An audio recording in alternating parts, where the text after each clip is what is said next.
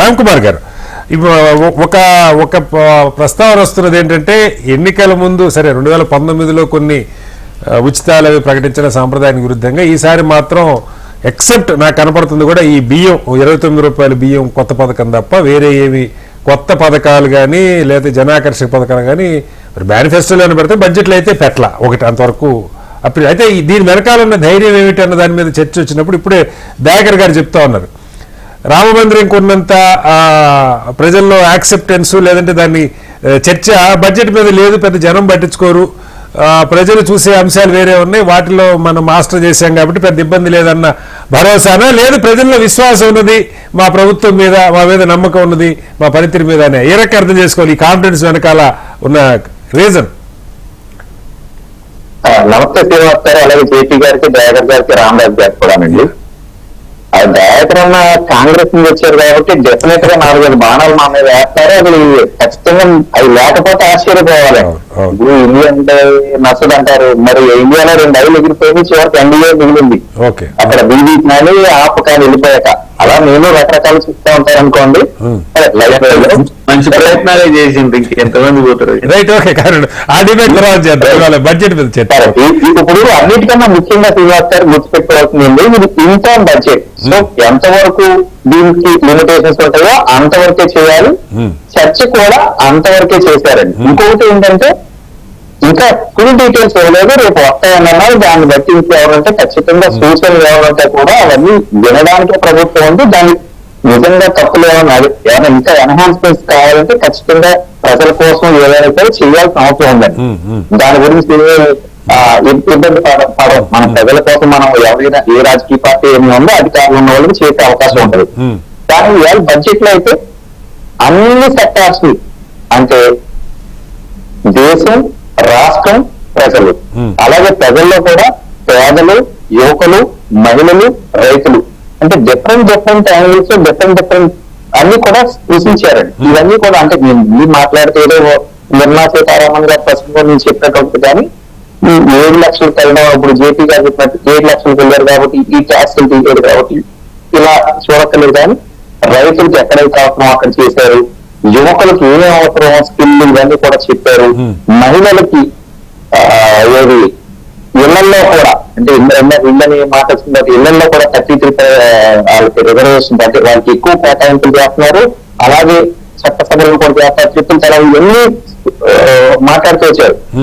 ఇంకొక విషయం ఏంటంటే అండి, ఈ ఒక్క అవకాశంలోనే అన్ని చర్చలు కాకుండా ఎన్డీఏ ప్రభుత్వం వచ్చేది ఏంటంటే ప్రతిసారి కూడా నిరంతరం ప్రజల కోసం చేస్తానన్నారు కాబట్టి అంతా ఒక్కసారి నెత్తిలో పెట్టుకోకుండా ప్రతిరోజు, ప్రతి వారము, ప్రతి నెల వీటి గురించి చర్చిస్తూనే ఉన్నారండి. ఇప్పుడు ఇవాళ కూడా అదే చెప్పారు, నార్త్ ఈస్ట్ నుంచి తీసుకొస్తే రకరకాల రాష్ట్రాల్లో నార్త్ ఈస్ట్ అభివృద్ధి పెద్ద అంటే బాగా ఈస్ట్ గురించే ప్రత్యేకంగా చెప్పారులేండి, వేరే వాటి గురించి పెద్దగా చెప్పాలా. ఈస్ట్ నుంచి ప్రత్యేకంగా చేస్తాం అన్న కోణం ఒక యాంగిల్. ఎందుకంటే నాలుగు కాంగ్రెస్ గవర్నమెంట్ నెగ్లెక్ట్ చేశారు. అక్కడ ఉన్న ఇన్ఫ్రాస్ట్రక్చర్ ఇవ్వలేదు. వాళ్ళ కోసం చాలా ఇన్ఫ్రాస్ట్రక్చర్ ఇచ్చారు. వాళ్ళకి ఎయిర్పోర్ట్స్ కూడా ఇప్పుడు ఇస్తున్నారు. ఆ ఎయిర్పోర్ట్స్ ఒక్క చోట కూడా రాష్ట్రంలో ఈ 10 ఏళ్లలో 149కి అనుకుంటండి డబుల్ అయింది అని చెప్పి ఇవన్నీ కూడా చెప్తా వచ్చి పేదల కోసం రైళ్లు కూడా వందే భారత్ ఇచ్చినాడు ఏమన్నారంటే ప్రతిపక్షాలన్నీ కూడా ఆ పెద్దవాళ్ళకే కానీ అంటే డబ్బున్న వాళ్ళకి కానీ సామాన్య ప్రజలకు లేదా అన్నారు. కానీ వేళ దాని గురించి కూడా వందే భారత్ స్థాయిలో ఉన్న light weight rails with high security పేదలకు కూడా అందుబాటులో తెస్తున్నాం. ఇటువంటి అన్ని కూడా చెప్పారని. ఎలా తెస్తారు సార్? 40,000 కోచ్లు ఈ వందే భారత్ స్థాయిలోనో లేదా శతాబ్ది స్థాయిలోనో తీసుకొస్తారంటా ఉన్నారు. పేదలకు అందుబాటులో తేటంటే ఇప్పుడు ఉన్న అంటే మీరు ప్రస్తావించారు కానీ చెప్తా ఉన్నా, ఉన్న సీనియర్ సిటిజన్స్ కన్సెషన్ తీసేశారు, కొన్ని కోట్ల మందికి ఉపయోగపడేది. ఇప్పుడు 40,000 కోచ్లు కొత్తవి వందే భారత్ స్టాండర్డ్ లో మీరు తెస్తే ఆ మేరకు రేట్లు పెరుగుతాయి కదా, కాదా? డీటెయిల్స్ అయితే అనేది ఇస్తామని చెప్పారు. 40,000 కోచ్లు అంటే నా పాయింట్ ఏంటంటే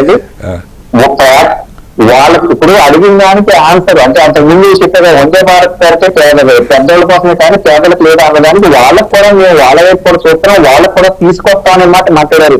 Okay. చూద్దాం ఎంత దాకా చేస్తారు, ఇంకా తినబోతు రుచి ఎందుకండి.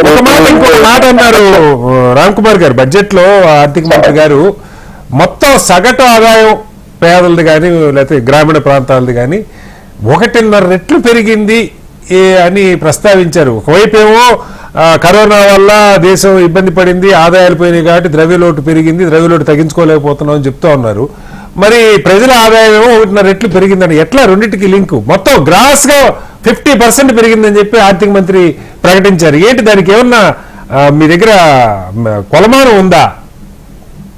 కాదండి, ఇప్పుడు దీని గురించి మీరు ఏమన్నా చెప్పారు అనుకోండి. ఇప్పుడు ఇందాక రామరాజు గారు ఒక మాట చెప్పారు, అంటే జీపీ గారు ఒక మాట చెప్తే ద్రవ్యలోటు తగ్గిందంటే ఈయన అన్నారు రైస్ పేదలకు ఇస్తున్నారని ఇంకొక మాట మాట్లాడితే రామరాజు గారు అన్నారు పర్సెంటేజ్ చాలా వేస్ట్ అవుతుందని లెక్కలు చెప్పారు. ఈ లెక్కల ఆయన చెప్పి రాసాను కానీ ఎక్కడి నుంచి వచ్చిందంటే మళ్ళీ నేను ఈ మనకున్న గంట సమయంలో నేను ఎక్కడి నుంచి వెరిఫై చేసి చెప్పలేదండి. కానీ అలాగా నేను ఏం చెప్పినా ఇప్పుడు మన ఊరికే మాట్లాడుకోవడానికి డిస్కషన్ అవుతుంది. కానీ ఇప్పుడు రామరాజు గారు చెప్పిన దానికి ఇచ్చిన ఆన్సర్ ఏంటంటే రేషన్ కార్డు ఉన్న వాళ్ళకి కదండి ఇచ్చారు. సో పర్సెంటేజ్ ఆఫ్ వేస్టేజ్ ఎక్కడెక్కడ అయినది ఏ స్టేట్ లో వాళ్ళు తీసుకోవాలి, అంటే వాళ్ళు లేకపోతే రేషన్ కార్డు కట్ చేయాలి, ఇవ్వకపోతే ఇవ్వనట్టుగా వస్తుంది కదా. ఇంకోటి దీంట్లో డైరెక్ట్ బెనిఫిట్ ట్రాన్స్ఫర్స్ వల్ల 2.7 crores సేవ్ అయింది గవర్నమెంట్ కి. అవన్నీ కూడా ఎక్కడ లీక్స్ లేకుండా పేదల కోసం మేము ఖర్చు పెడతామని ఇటువంటి విషయాలు చెప్పారు. రామరాజు గారి విషయం ఏంటంటే ఈ కరోనా టైంలో లెక్చరర్స్ ప్రైవేట్ కాలేజీలో లెక్చరర్స్ కూడా మానేసి రోడ్ల మీదకి వచ్చి కూరగాయల దుకాణాలు, రోడ్ల దుకాణాలు పెట్టుకున్న అటువంటి సందర్భాలు కూడా చూసాం.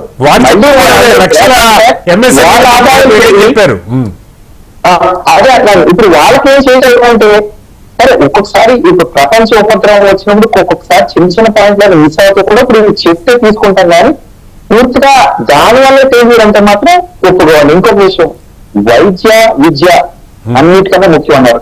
ఇవాళ ఆంధ్రప్రదేశ్ లో ఇదే రామరాజు గారు ఖచ్చితంగా ప్రశ్నించాలి, ఆరోగ్యశ్రీ తీసి ఎంతవరకు ఇస్తున్నారు?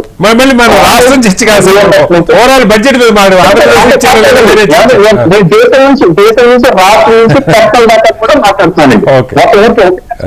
ఒక చర్చ కరెక్ట్ అండి, కానీ ఒక గవర్నమెంట్ నేను కామెంట్ చేయట్లేదండి. మన స్టేట్ విషయాలు కూడా మనం మాట్లాడాలి. రెండు తెలుగు రాష్ట్రాల దయాకర్ గారు అలా కూడా మాట్లాడాలి.